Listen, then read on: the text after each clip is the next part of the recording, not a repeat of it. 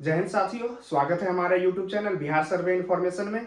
तो आज जो हम इस वीडियो में आपको बताने वाले हैं, जो हमारा इस बार का स्पेशल सर्वे हो रहा है, तो उस सर्वे में जो अभी खतियान यूज होने वाला है, जो हमारे पहले जो अभी के समय में खतियान लागू है, उसमें है कि CS कहीं कहीं जगह पे है कि जो CS खतियान लागू है, जिसको हम कैडेस्ट्रल सर्वे के नाम से जानते हैं। कुछ जगह पे CS लागू है, कुछ जगह पे RS लागू है, जिसको हम रिविजनल सर्वे के नाम से जानते हैं। और कुछ जगह जहां पे ये सब सर्वे होने के बाद जो चकबंदी होता है, तो उस चकबंदी के आधार पे वहां खतियान बनता है, तो वहां पे चकबंदी खतियान लागू है। तो इस बार जो अभी सर्वे हो रहा है, उसमें हम CS को या RS को या चक, इस तीनों में से किसको बेस मानेंगे और किसके आधार पे सर्वे होगा, तो ये तमाम सारी जानकारी हम इस वीडियो में बताएंगे। तो लास्ट तक आप बने रहें। सबसे पहले हम जानेंगे जो हमारा CS खतियान है, जो हमारा CS मानचित्र है, उसको हम क्या बोलते हैं और किस नाम से जानते हैं।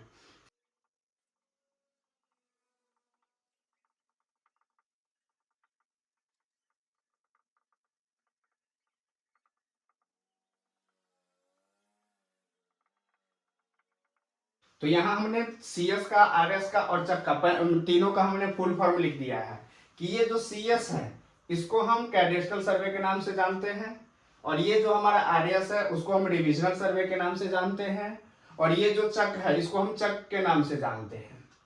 तो इसमें होता है कि जो तीनों सर्वे हैं, जिसमें से एक तो होता है कि ये सर्वे हो जाने के बाद ये चकबंदी होता है, उसके बाद ये चक खतियान बनता है और वो मानचित्र बनता है। तो ये जो कैडेस्ट्रल सर्वे है, ये सबसे पहले अंग्रेजों के जमाने में हुआ था, जो कि ये 1905 से स्टार्ट हो के लगभग 1918-20 तक चला था। तो ये सबसे पहले सर्वे हुआ था। ये जो CS सर्वे हुआ था, जिसको हम कैडेस्ट्रल सर्वे बोलते हैं, ये सबसे पहले हुआ था।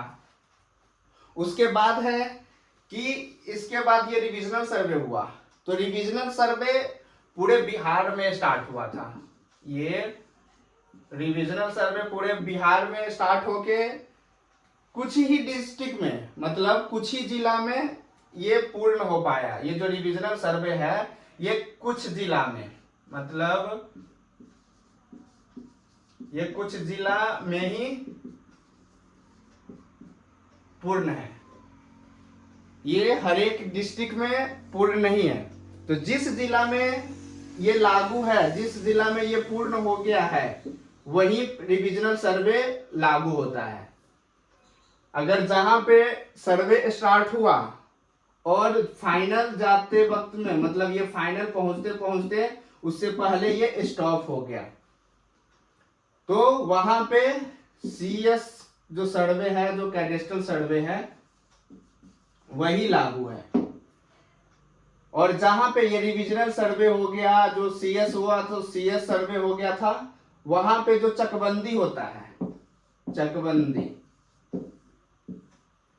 वो अगर लागू हो गया है, वो फाइनल स्टेज में जाके उसका मानचित्र अप्रूव हो गया है, तो वहां चकबंदी, चक खतियान या मानचित्र लागू है। तो सबसे पहले हम जानते हैं इसमें कि जो अभी जो बिहार में सर्वे चल रहा है, उसको हम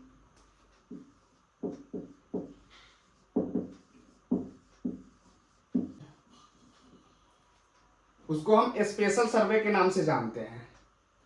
इसको हम शॉर्टकट में SS बोल सकते हैं। तो सबसे पहला जो हुआ था वो CS हो गया, उसके बाद दूसरा हो गया RS हो गया, और उसके बाद जो अब हो रहा है वो SS हो गया। ये 3 प्रकार का सर्वे अभी तक नॉलेज में है, और 3 प्रकार का ही सर्वे अभी तक, ये जो तीसरा है ये अभी चल रहा है। कुछ जिलों में पहले से चल रहा है और कुछ जिलों में अब 20 अगस्त से स्टार्ट हुआ है। तो इसमें जो है कि जिस जिला में, मतलब जिस जिला में अगर CS खतियान और मानचित्र लागू है, वहां पे आरएस नहीं हुआ है, आरएस नॉट फाइनल।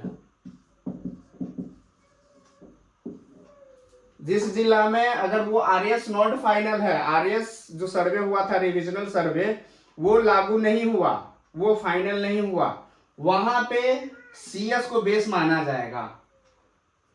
उस जिला में जो सर्वे अभी होगा, स्पेशल सर्वे जो होगा, तो उसमें इसी को बेस माना जाएगा। अगर आप आरएस जो नॉट फाइनल है उसका आप डॉक्यूमेंट्स दिखाते हैं, उसका नक्शा दिखाते हैं, तो वो मान्य नहीं होगा। उसमें आपको सीएस के अनुसार ही, सीएस का नक्शा ही मान्य होगा, सीएस का खतियान ही मान्य होगा। तो ये तो हो गया कि जिसमें आरएस नॉट फाइनल है। और अब जो है कि कुछ जिला में, आपको कुछ जिला में होगा कि आरएस फाइनल है, आरएस फाइनल है।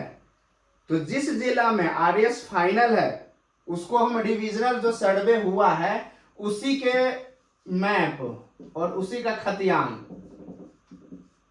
इसी को बेस माना जाएगा। उसमें आप कहिएगा नहीं हमको सीएस के अनुसार से सर नक्शा काट के दीजिए या हम सीएस के डॉक्यूमेंट्स दिखाएंगे, तो वो मान्य नहीं होगा, क्योंकि वहां आरएस फाइनल है। वो आपको जहां आरएस फाइनल नहीं है वहां पे सीएस खतियान और सीएस मानचित्र पे काम होगा। बट जहां पे ये आरएस फाइनल है, ये आरएस फाइनल है, वहां रिविजनल सर्वे का जो मैप है, जो रिविजनल सर्वे का खतियान है, उसी के आधार पे, उसी को बेस मानते हुए सर्वे होना है। अब होता है कि चकबंदी,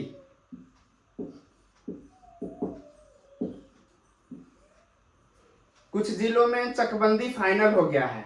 तो चकबंदी कहते हैं किसको, चकबंदी होता क्या है कि जहां पे ये सर्वे हो चुका है, ये दोनों सर्वे हो चुका है, तो वहां पे चकबंदी किया जाता है। सर्वे होने के बाद चकबंदी होता है। चकबंदी में होता ये है कि एक रैयत के, जैसे मान के चलिए ये कोई रैयत है और इनका एक यहाँ प्लॉट है 1 नंबर, एक प्लॉट यहाँ पर है 2 नंबर, एक प्लॉट यहाँ पर है 3 नंबर, एक प्लॉट यहाँ पर है 4 नंबर। मतलब इनका जो है एक मौजा में, ये मान के चलिए हमारा एक कोई मौजा हो गया और इसमें इनका 4 जगह पे प्लॉट है, 4 जगह खतियान बना होगा, 4 जगह इसको खेसरा मिला होगा, जो पीछे सर्वे हुआ था। लेकिन जो चकबंदी होता है उसमें होता है कि सभी जमीन का, यहाँ पे जितने प्लॉट बने होंगे, ये जितना प्लॉट बने होंगे,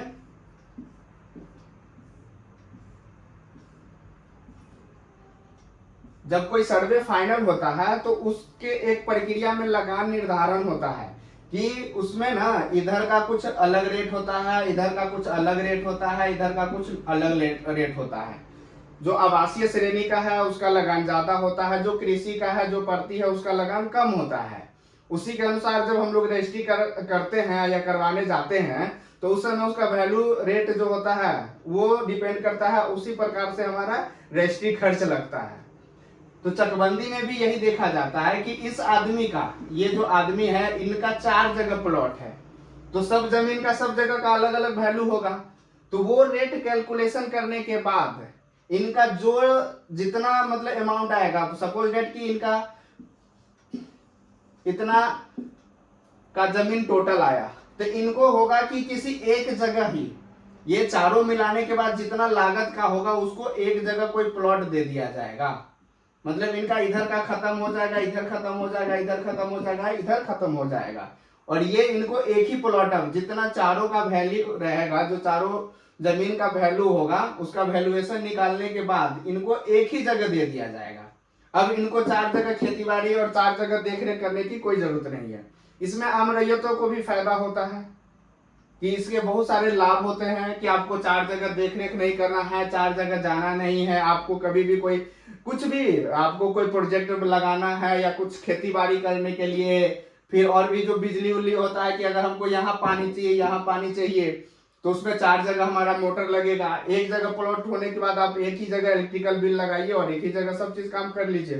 तो ये सब है चकबंदी के फायदे हैं। तो ये चकबंदी में यही होता है कि इन किसी भी रैयत का अगर एक से ज्यादा जगह प्लॉट है तो उनको एक जगह दे दिया जाता है और वो उनके नाम से खतियान बन जाता है, और जो मानचित्र होता है जिनको मैप बोलते हैं वो बन जाता है और उनका प्लॉट अब एक ही जगह शो करने लगता है। तो ये चकबंदी हुआ जिसको हम चक खतियान और चक मानचित्र के नाम से जानते हैं।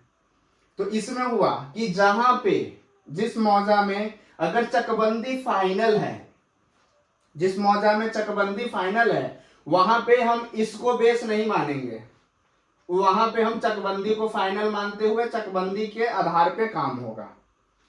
हाँ, कुछ जगह पे है कि चकबंदी ये जाते जाते नॉट फाइनल हो गया, ये नॉट फाइनल हो गया, तो फिर उस केस में हम करेंगे कि वहां पे देखेंगे जिस मौजा का चकबंदी नॉट फाइनल हुआ है वहां क्या लागू था, जो सर्वे हुआ है वो रिविजनल सर्वे लागू है या सीएस लागू है।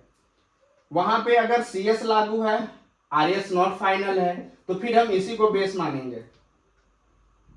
अगर मान के चलिए कि नहीं ये फाइनल है और ये भी फाइनल है, तब उस केस में हम आरएस को फाइनल मानेंगे और आरएस के आधार पे काम करेंगे वहां पे।